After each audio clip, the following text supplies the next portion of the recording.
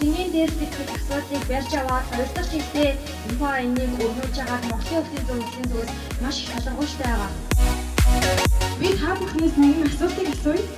Нэр бич та бүхний бодлоор ямар хүн бэ?